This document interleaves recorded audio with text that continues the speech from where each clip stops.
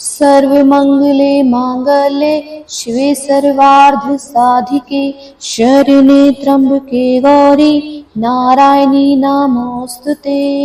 जय माता दी। दुर्गा कवच का प्रारंभ। महर्षि मार्कंडेय जी बोले, हे पितामह, संसार में जो गुप्त हो और जो मनुष्य की सब प्रकार से रक्षा करता हो, जो आज तक आपने किसी को बताया न हो, वह कवच मुझे बताइए। श्री ब्रह्मा जी कहने लगे, अत्यंत गुप्त व सब प्राणियों का भलाई करने वाला कवच मुझसे सुनो। प्रथम शैलपुत्री, दूसरी ब्रह्मचारिणी, तीसरी चंद्र घंटा, चौथी कुष्ठ मांडा, पांचवी स्कंद माता, छठी कात्यायनी, सातवीं कालरात्रि, आठवीं महागौरी तथा नौवीं सिद्धिदात्री देवी की 9 मूर्तियां यह नवदुर्गा कहलाती हैं। आग में जलता हुआ, रण में शत्रुओं से घिरा हुआ, विषम संकट में फंसा हुआ मनुष्य यदि दुर्गा के नाम का स्मरण करे तो उसको कभी भी हानि नहीं होती। रण में उसके लिए कोई भी आपत्ति नहीं होती और ना ही किसी प्रकार का दुख या डर ही उसे सताता है। हे देवी, जिसने श्रद्धा पूर्वक तुम्हारा स्मरण किया है उसकी वृद्धि होती है और जो तुम्हारा चिंतन करते हैं उनकी तुम निसंदेह ही रक्षा करने वाली हो। चामुंडा प्रेत पर, वाराही भैंस पर, रौद्री हाथी पर और वैष्णवी गरुड़ पर अपना आसन जमाती हैं।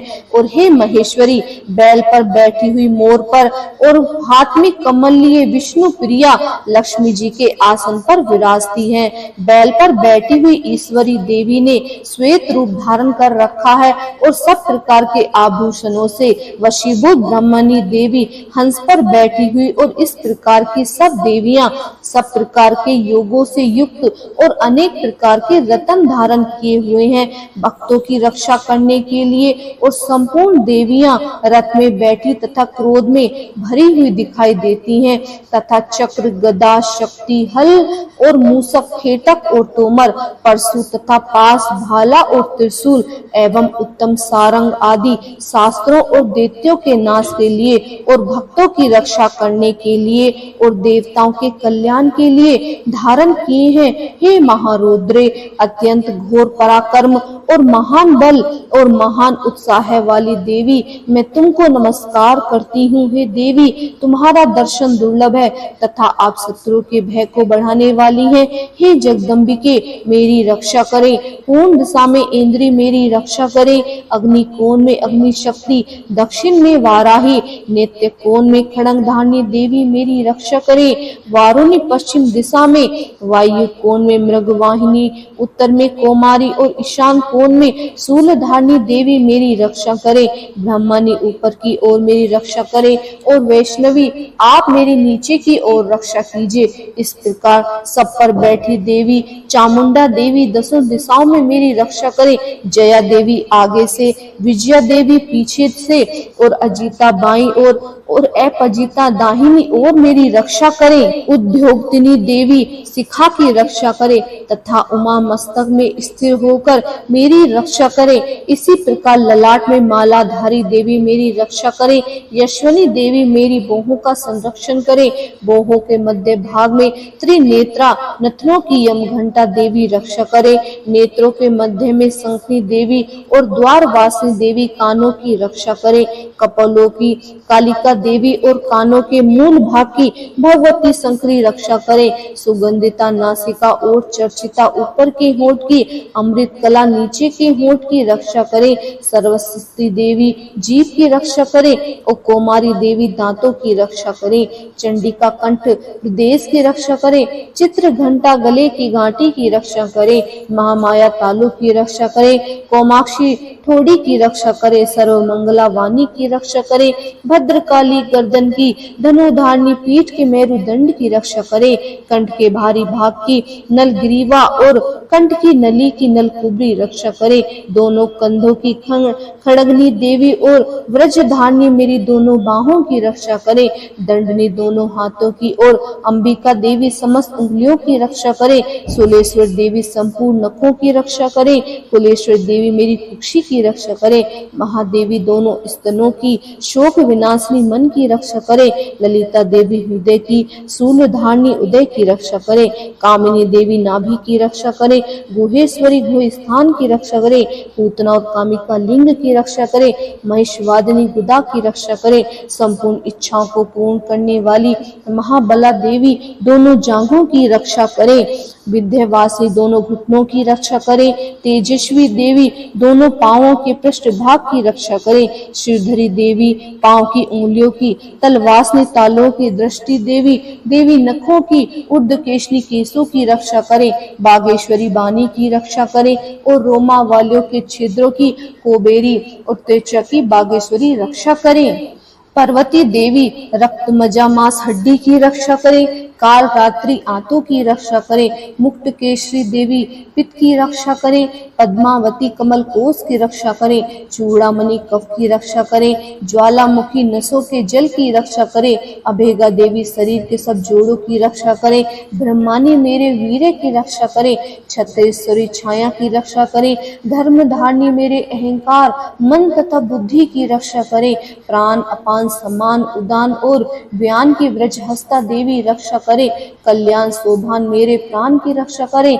रस रूप गंध शब्द और स्पर्श इन विषयों का अनुभव करते समय योगिनी देवी मेरी रक्षा करे तथा मेरे सत्वगुण रजोगुण तमोगुण की रक्षा नारायण देवी करे। आयु की रक्षा वाराही देवी करे। वैष्णवी धर्म और तथा चक्रानी देवी मेरी यश कीर्ति लक्ष्मी धन विद्या की रक्षा करे। इंद्रानी मेरे शरीर की रक्षा करे और हे चंडिके आप मेरे पशुओं की रक्षा कीजिए। महालक्ष्मी मेरे पुत्र पुत्री की रक्षा करेंगी और भैरवी आप मेरे पति की रक्षा करें। मेरे पति की सुपथा तथा मार्ग की क्षयमंत्री देवी मेरी रक्षा करें।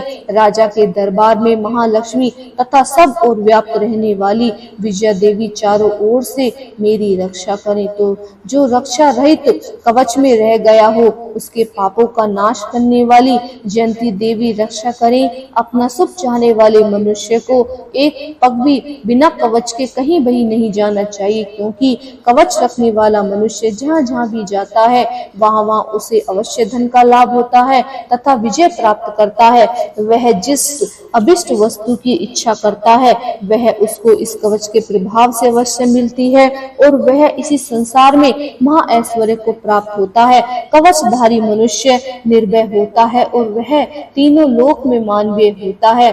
देवी का यह कवच देवताओं के लिए भी कठिन है। जो नित्य प्रति नियम पूर्वक तीनों संध्याओं को श्रद्धा के साथ इसका पठन करते हैं उसे देवी शक्ति प्राप्त होती है। वह तीनों लोक को जीत सकता है तथा अकाल मृत्यु से रहित होकर 100 वर्षों तक जीवित रहता है।